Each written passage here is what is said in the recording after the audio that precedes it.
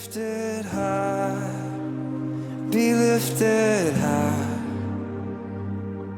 For your glory, be lifted high, be lifted high. 오늘 말씀은 사도행전에 나타난 교회론이라는 제목으로 해서 짧게 말씀을 나누겠습니다. 어떤 작품을 보면은 그 작품의 세계들이 작가의 어떤 정신이 들어가 있고 스타일이 들어가 있어요.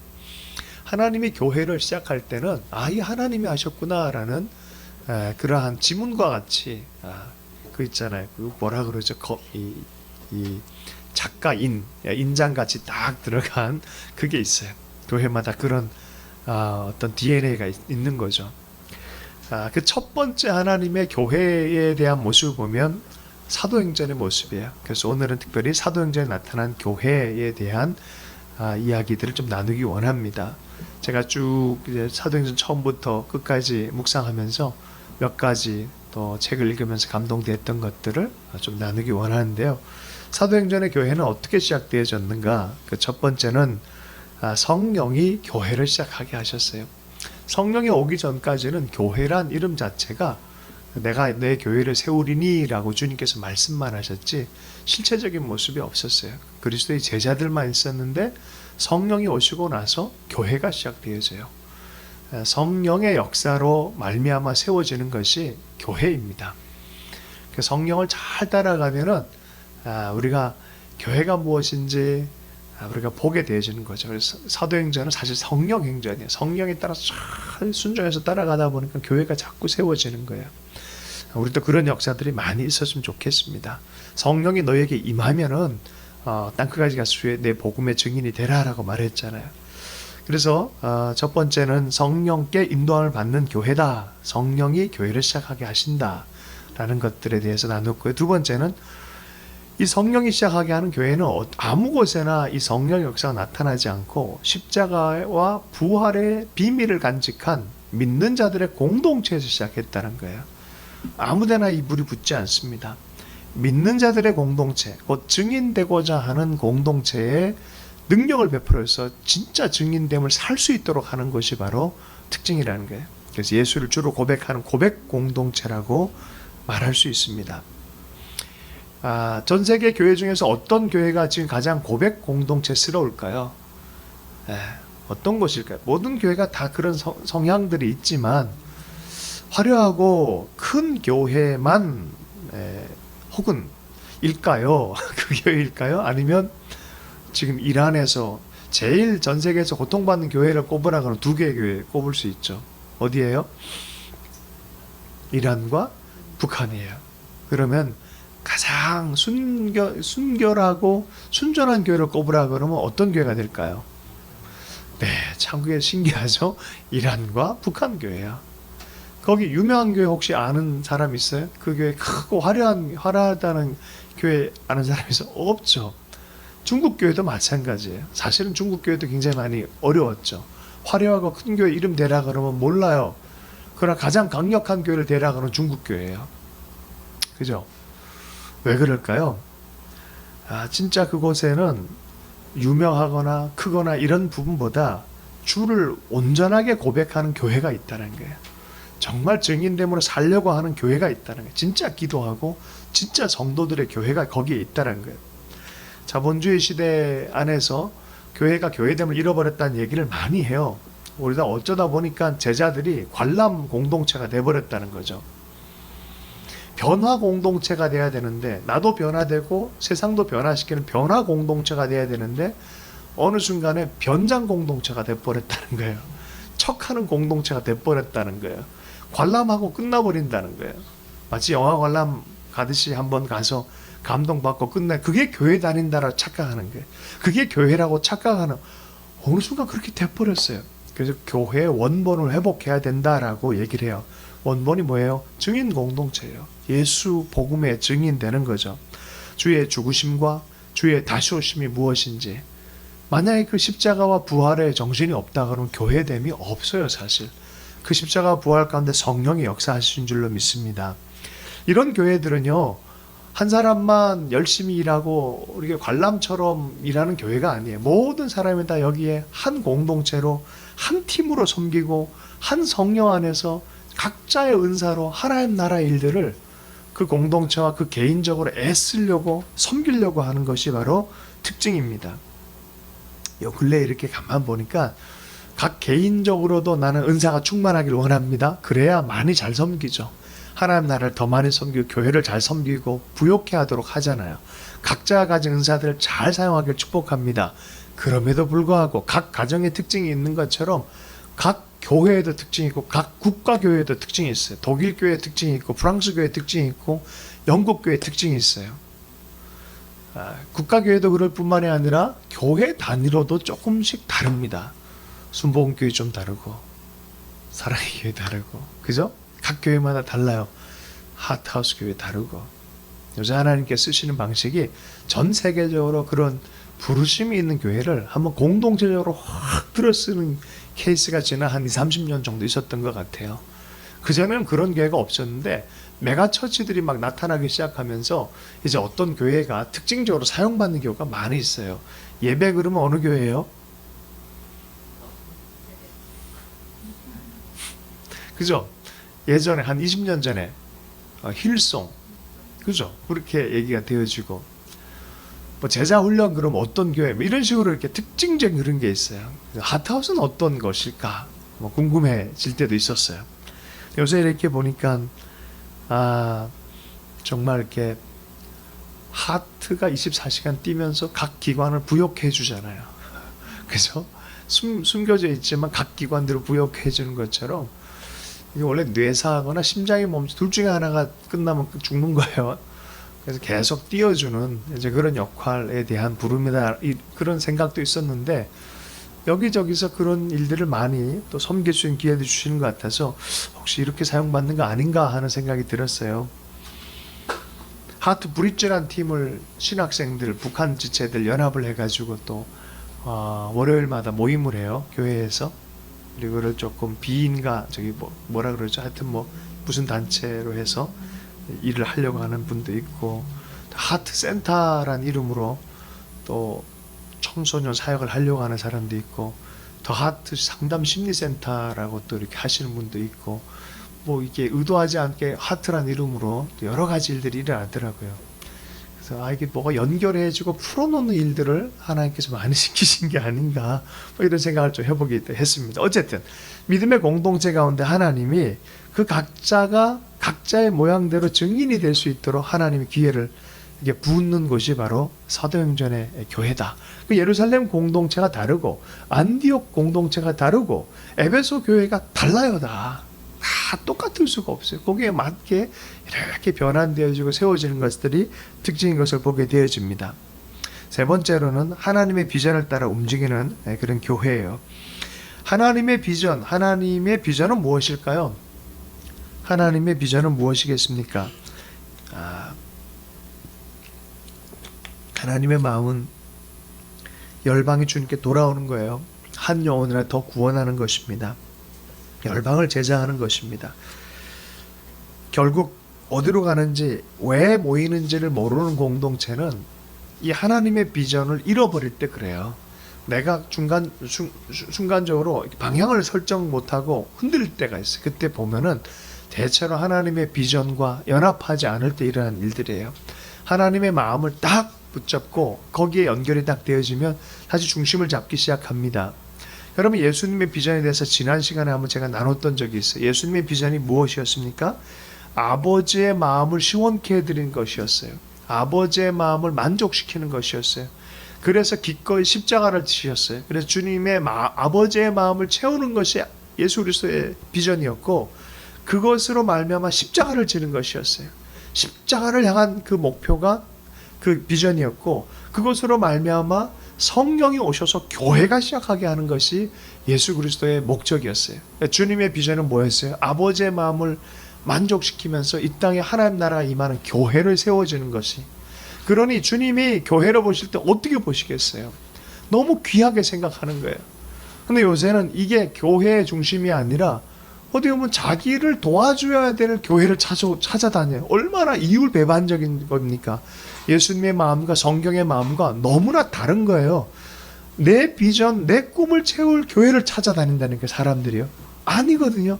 하나님의 비전, 예수님의 비전, 아버지의 비전을 따라서 교회를 섬겨갔던, 교회가 세워지기 원했던 예수님의 비전을 우리가 또 붙잡아 가는 것이 바로 제자된 교회인 거죠. 그래서 네 번째 특징이 무엇입니까? 네 번째 특징은 예수 제자도를 가진 그런 교회입니다. 할렐루야. 가끔 다니엘이 21일 동안 금식하잖아요. 저는 가끔 이런 얘기도 했었어요. 혹시 예배 금식하면 안 된다. 할렐루야. 역시 성령 충만한 사람들은 신호가 딱 잡혀 있어요. 그 하나님의 특별한 은혜가 있는 줄로 믿습니다. 자, 그래서 제자들, 예수 제자 공동체다. 교회는 무엇이다? 제자 공동체예요. 예수 제자 공동체. 사도들의 가르침을 따라서, 사도들의 가르침을 받았다는 표현은 뭡니까? 사도는 누구예요? 예수님을 받던 사람들이에요. 그 사도들은 누구한테 배웠어요? 예수 그리스도로부터 가르침을 받은 거예요. 그 말은 사도들의 가르침은 뭐예요? 예수님의 가르침의 연장선상에 있는 거예요. 그럼 예수님께 가르침을 받았다는 게 뭐예요? 제자됨의 교회란 소리예요. 그냥 우리끼리 모여가지고 예수님 이름 딱 붙여놓고 교단 딱 하나 만들어놓고 마음대로 하는 게 교회가 아니에요. 어떻게 해요? 사도의 가르침을 받는 거예요. 예수 그리스도의 가르침 그대로 존재하는 거예요. 존재 양식이. 그래야 되는 거예요. 사도행전 2장에 보면은 사도의 가르침을 받아 서로 교제하고 떡을 떼며 오로지 기도하기를 힘쓰니라. 사람마다 두려워하는데 사도들로 말미암아 기사와 표적이 많이 나타나니 믿는 사람이 다 함께 있어 모든 물건을 서로 통용하고 또 재산과 소유를 팔아 각 사람의 필요를 따라 나누어 주며, 제자도가 있었기 때문에 기도하기 시작했고 나눔이 시작되어지는 거예요. 우리가 예수님의 비유에서 배웠잖아요. 눈에 대해서 배웠잖아요. 배우니까 어떻게, 그게 마땅한 거예요. 나누는 거예요. 통용하는 거예요. 서로가 서로를 챙겨주기 시작하는 거예요. 그게 하나님 나라 임한다는 걸 아는 거예요. 그런 모습들이 교회 안에 너무나 가득했어요. 그래서 날마다 마음을 같이 성전에 모이기를 힘쓰고 집에서 떡을 떼며 기쁨과 순전한 마음으로 음식을 먹고 하나님을 찬미하며 또 온 백성에게 칭송을 받으니 주께서 구원받는 사람을 날마다 더하게 하시니라. 제가 질문 드리겠습니다. 교회는 언제 모여야 됩니까? 교회는 제자 공동체라고 한다면 제자들은 언제 모였습니까? 삶 자체로 모였어요. 삶 자체로. 그들이 모일 때마다 말씀을 읽고, 그들이 모일 때마다 예배하고, 그들이 모일 때마다 서로 함께 먹고 함께 교제 나누고 했다는 거예요. 그러니 날마다 구원받는 거예요. 날마다 구원받는 것을 원함은 있는데 날마다 모이질 않아. 날마다 우리가 함께 주의 나라를 꿈꾸고 함께 생활하지 않아. 그러면 날마다 열매가 있겠습니까? 아닌 거죠. 그죠? 그런데 요새는 그러지를 못하잖아요. 시즌 자체가 그러지를 못하잖아요. 그럼 우리는 어떻게 할 것이냐? 우리의 삶 전체에 제자된 공동체를 내 삶의 영역에도, 비즈니스 영역에도 여러 형태로 어떻게 해서든지 그리스도의 제자된 공동체를 만들려고 애쓰는 것이죠. 그것이 또 주중에 주말에 또 공동체 함께 또 세워진다면 그게 얼마나 더 아름답겠습니까? 하여튼 그런 꿈을 꿨으면 좋겠습니다. 사도행전 6장 3절에 형제들아 너희 가운데 성령과 지혜가 충만하여 칭찬받는 사람 7을 택하라. 우리가 이 일을 그들에게 맡기고 라고 말하고 11장 26절에 만남에 안디옥에 데리고 와서 둘이 교회에 1년간 모여 큰 무리를 가르쳤고 제자들이 안디옥에서 비로소 그리스도인이라 일컬음을 받게 되었더라. 여러분, 그리스도인의 특징은요, 말로만이 아니에요. 가르침으로 제자가 되는 거 아니에요. 착함이란 성품으로 삶 자체로 그리스도를 드러내야 돼요. 이것이 배움과 더불어서 안디옥 사람들이 그 배움, 바울에게 배운 사람을 자세히 보니까 저 사람이 뭐가 달라 물어봤더니 예수 얘기를 해. 그리고 그걸 따라 살아가. 저 사람 그리스도인인가 보다. 그때부터 이름이 됐다는 거죠. 우리가 요새는 헬레니즘의 문화에 많이 물들어 가지고 지적인 걸 많이 알면 그 사람이 그렇게 됐다 착각을 해요. 그렇지 않아요. 그거는 한 부분일 뿐입니다. 우리가 삶으로 드러나야 돼요. 이게 제자됨이에요. 교회는 이런 삶으로 드러나는 공동체예요. 삶으로 그리스도의 공동체인 것을 그리스도를 드러낼 줄 알아야 돼요. 말로도 드러내고 삶으로도 드러내고 구제로도 행위로도 드러낼 수 있는 그런 사람들이 바로 교회였다라는 거죠. 요새 그런 게 많이 사라졌잖아요. 한국 교회가 말은 잘한다라는 얘기만 듣고. 그래서 우리도 회개 많이 해야 될 것 같아요. 회개하면서 봐야 될 것 같아요. 나라는 별로 걱정이 안 돼요. 저는 도리어 교회가 걱정이죠. 뭐 여담이지만 지금은 뭐 구한말 같다라고 얘기하는 사람들이 있어요. 중국과 미국 사이에서 이러다가 그냥 또 나라 망하는 거 아닌가 뭐 이런 얘기까지 하는 분들 많이 계세요. 그런데 과거 100년 전에는 굉장히 진짜 그 바람 앞에 등잔 같은 풍전등화 같은 나라였어요. 근데 지금은요, 전 세계 10위권 안에 들어가는 8위권 안에 있는 군사대국이고요. 10위권의 경제력을 가진 나라가 풍전등화일 리가 없어요. 쉽게 그렇게 무너지지 않습니다. 그리고 열심히 또 같이 국제사회가 연결되어져 있어서 다만 걱정하는 게 하나 있어요. 교회가 제자됨을 안 보이면 그건 진짜 걱정이에요. 그게 무너지면 진짜 심지가 꺼져버려요. 그래서 나라가 잘 되려면 어떻게 해야 되냐? 우리 입장에서는 그래요. 하나님 나라를 잘 섬기고 그 정말 좋은 제자들이 많이 있다면 하나님은 왜 은총을 안 베푸시겠습니까? 제자됨의 교회가 많이 생겨나도 우린 기도해야 될 줄로 믿습니다. 시간을 아끼면서 빨리빨리 지나가겠습니다. 5번째는 성령과 하나님의 나라의 나타남, 기적을 사는 믿음의 교회. 자, 요게 현 시대에 참 이제 많이 줄어든 것 같아요. 기사와 표적이 나타나는 교회입니다. 예수님이 사역을 하실 때 예수님이 기사와 표적을 많이 나타냈다라고 말해요. 사도행전 2장 22절의 말씀에 보면 이스라엘 사람아 이 말을 들으라. 너희도 아는 바와 같이 하나님께서 나사렛 예수로 큰 권능과 기사와 표적을 너희 가운데서 너희 앞에서 그를 증언하셨느니라 라는 그런 말씀이 있어요. 기사와 표적으로 나사렛 예수께서 큰 권능을 행하셨다라고 말씀하고 있어요. 사도행전 2장 42절에 사람마다 두려워하는데 사도들로 말미암아 기사와 표적이 많이 나타났다라고 표현합니다.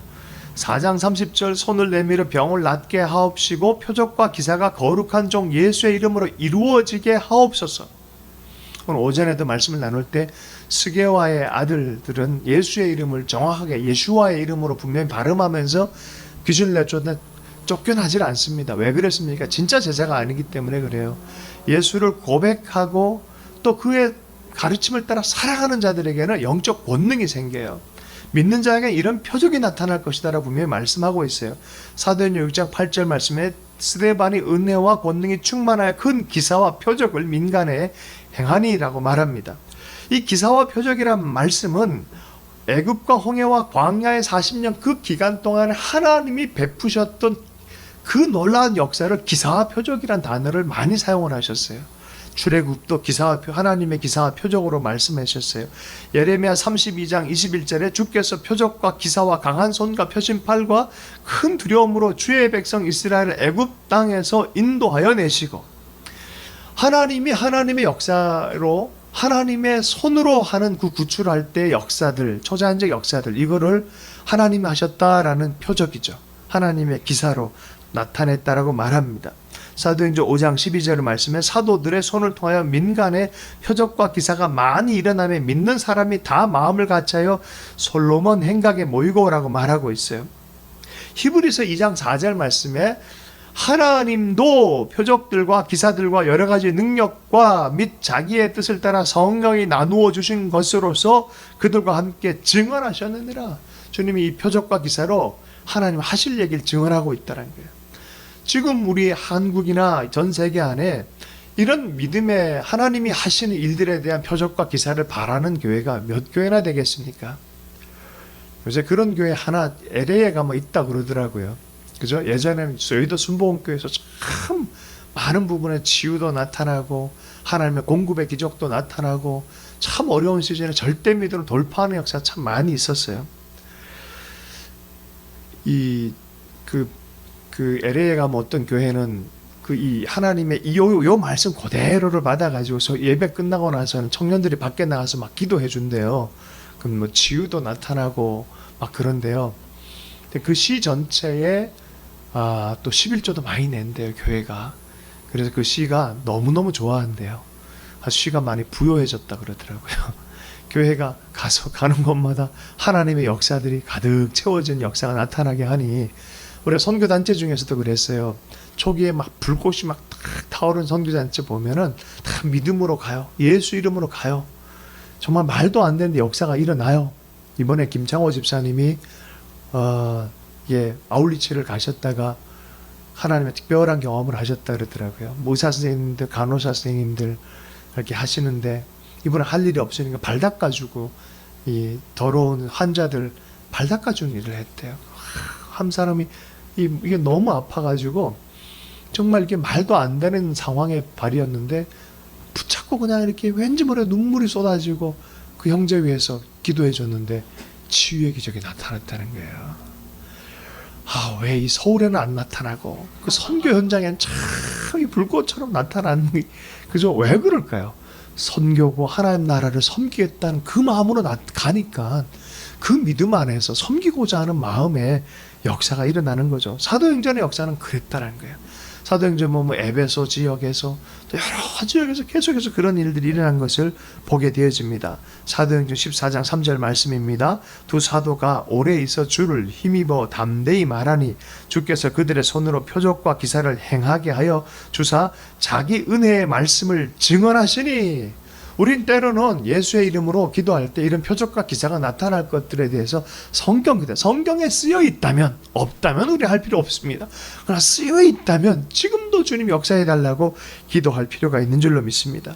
사도행전 15장 12절 온 무리가 가까이 있어 바나바와 바울이 하나님께서 자기들로 말미암아 이방인 중에서 행하신 표적과 기사에 관하여 말하는 것을 듣더니, 표적과 기사는 때로는 하나님을 드러내는 도구가 되어져요. 그러나 우리가 좀 조심해야 될 것은 있어요. 거짓 그리스도들도 이런 일들을 한다는 거예요. 그래서 자세히 보면 표적과 기사가 일어나는데 예수 그리스도께 영광을 돌리고 십자가를 높이 들고 하나님 아버지의 사랑을 말하지 않으면 그건 조심해라. 그건 적그리스도적인 것이 있을 수 있다라고 보면 이게 그만큼 이게 파워풀한 도구예요. 잘못 가지 않도록 잘 분별할 필요가 있어요.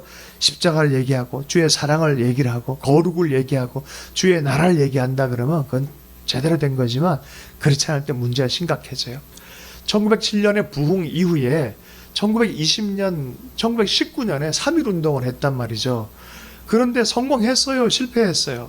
다들 뭐 무력이 강력한 그런 시대에 정말 이 일본의 힘이 굉장히 막강했잖아요. 다 눌려버렸죠. 뭐 실패했어요. 그 파리에서 국제적으로 다 좀 이렇게 한국의 이 파리 강화회담에 국가로서 인정을 받아서 좀 뭐라도 숟가락이라도 얹어가지고 한국이란 나라를 인정받고자 해서 대표단을 보냈는데 대표단만 썰렁하게 가면은 이게 뭐야 국가 일도 아니다 싶으니까 뒤로 부탁을 한 거예요. 3.1운동 같이 좀 해라 평화운동으로. 그래서 일본에서 먼저 28 독립선언 일어나고 러시아나 이런 데 사람들만 보내서 자금도 모으고 프랑스 내에서 계속 그런 일들 할 수 있도록 돕기도 하고 국내에서는 그런 흐름을 따라서 청년들이 일어난 운동이 3.1 운동이었어요. 전국이 다 일어나고 그런 흐름을 따라서 파리 강화회담 1년 내내 했을 때 한국 대표단을 보내가지고 우리나라가 이렇다 인정해라 이러려고 그러는데 들어줬나요? 국제사회는 이미 자기 이익대로 다 명분만 딱 취하고 자기 이익대로 다 결정을 내려버리는데 약소국의 애환이죠. 그럴 때 기독교라는 이름이 굉장히 많이 섬겼어요. 3.1운동의 대다수의 사람이 기독교 지도자들이잖아요. 얼마나 생명 내놓고 이 나라를 사랑하고 예수를 사랑하는 사람이 온 힘을 다해서 섬겼는데 힘이 확 줄어들었잖아요. 어떻게 하면 좋을까요? 1920년이 됐습니다. 그때 갑자기 한 하나님의 사역자가 일어나가지고 치유 사역이 일어난 거예요. 그 힘들고 어려운 시즌에 그 치유 사역자가 일어나서 이빨이 이렇게 넘어가고 막 뼈가 이렇게 된 사람이 갑자기 보는 눈앞에서 예수의 이름을 나한번 그 20년 된 그 사역으로 넘어가요. 그게 김익두 목사님 뭐 이런저런 분들의 사연들이에요. 20년 된 그 한국 교회 안에 치유 사역이 있어요. 표적과 기사가 있어요. 30년대 40년대가 참 한국 교회가 침울하게 넘어갑니다. 신사참배 나오고 가장 바닥을 칠 때가 있어요. 그러다가 50년 60년 넘어갈 때 또 한 번의 하나님의 역사가 일어났어요. 표적과 기사가 일어나면서 희망을 주기 시작하고 하나님 나라를 알기 시작하고 한국 교회가 일어났어요. 지금 또 내려가고 있어요. 교회가 망할까요? 아니요. 다시 한번 사도행전 교회처럼 다시 한번 하나님의 주권을 인정하고 성령의 역사를 인정하고 기도하기 시작할 때 하나님은 다시 일을 시작해 주시는 줄로 믿습니다. 로마서 15장 19절 말씀에 보면요. 표적과 기사의 능력으로 성령의 능력으로 이루어졌으며 그리하여 내가 예루살렘으로부터 두루 행하여 일루리곤까지 그리스도의 복음을 편만하게 전하였노라. 이게 로마서의 말씀이에요. 로마서 15장 19절. 표적과 기사의 능력으로 성령의 능력으로 이루어졌으며 교리서의 맨 마지막에 이런 말씀이 있다니까요. 그래서 우리가 불붙는 논리를 전해야 돼요. 복음은 하나의 논리가 아니에요. 여기 성령의 실제적 생명의 능력이 나타나도록 우린 기도하고 복음을 전해야 될 줄로 믿습니다. 마지막으로 사도행전의 교회를 보면서 마지막으로 고난 중에도 복음 전도하는 공동체 교회를 계속 세워가는 제자를 세우는 공동체 교회였다는 거예요. 저는 이 부분이 요새 제일 마음에 와요. 제 마음에도 이렇게 와요. 제가 힘들고 어렵지만 이거는 평생 내가 포기하지 말아야지. 삶의 어느 순간에 가도 이거는 포기하지 말아야지라는 마음이 제 마음 안에 있습니다. 세속교회가 변천을 많이 해서 내가 복을 받지 않으면 우리가 주님께 이렇게 얘기를 해요. 내 믿음이 이 정도 됐는데 하나님 좀 응답해 주시지?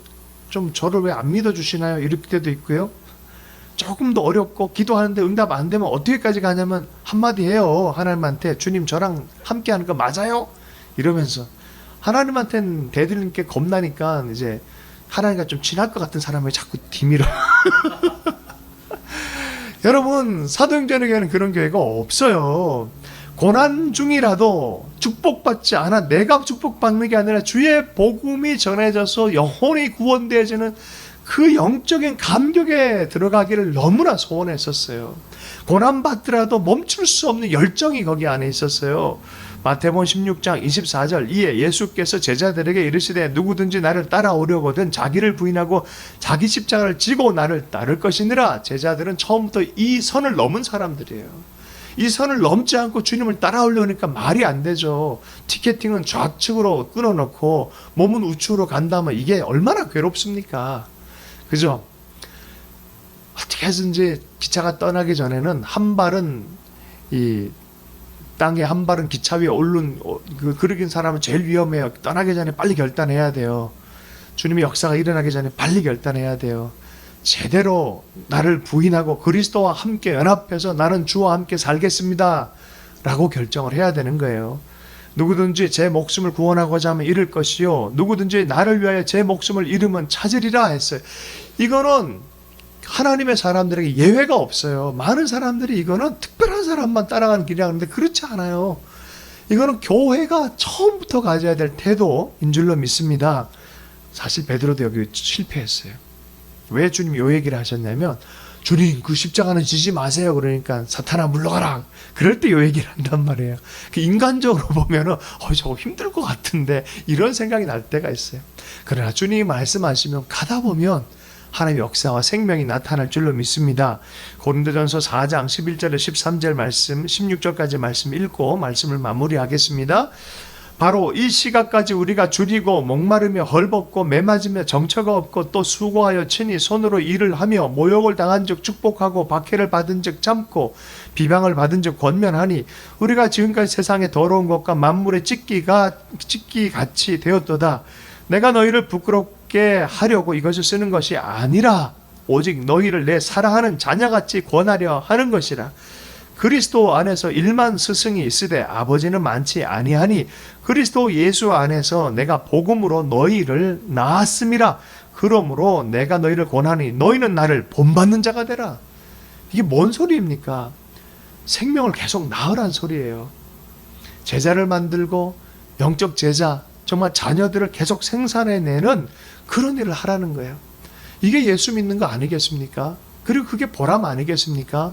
한 사람을 품어도 제대로 된 예수의 사람을 만든다면 이게 보람 아니겠습니까? 너희는 나를 본받는 자가 되라. 이것이 고난중에라도 계속해서 공동체를 세우고 제자를 세웠던 사도행전의 교회였어요. 우리가 이 삶을 살았으면 좋겠어요. 한 영혼, 참 나도 나를 품기 어려운데, 근데 희한해요. 이 마음으로 영혼을 섬겨 품기 시작하면 할 수 있어요. 아이고, 애가 애를 낳았네. 그럴 때 있잖아요. 20살 간 넘은 애가 애를 낳았어요. 그런데요, 그 애가 3, 4년 지나봐요. 애가 안 낳아. 아니에요. 이상하게 그렇게 품고자 하면 그렇게 아비의 마음, 어미의 마음이 생기고 그렇게 되는 거죠. 우리가 이런 교회됨에 대해서 오늘 사도행전청에서 러프하게 한번 이렇게 살펴봤어요. 그래서 하나님, 우리가 교회됨으로 부름받았는데 참된 교회를 또 섬기고 또 교회의 일원으로 살아가길 원하고, 오늘 마지막 말씀처럼 한 영혼을 품는, 정말 세워가는 그런 삶을 우리로 하여금 영광스러운 삶을 살 수 있도록 역사해 주시고, 우리를 통해서 많은 교회들이 세워지게 주님 역사해 주십시오. 이렇게 함께 기도해 주셨겠습니다.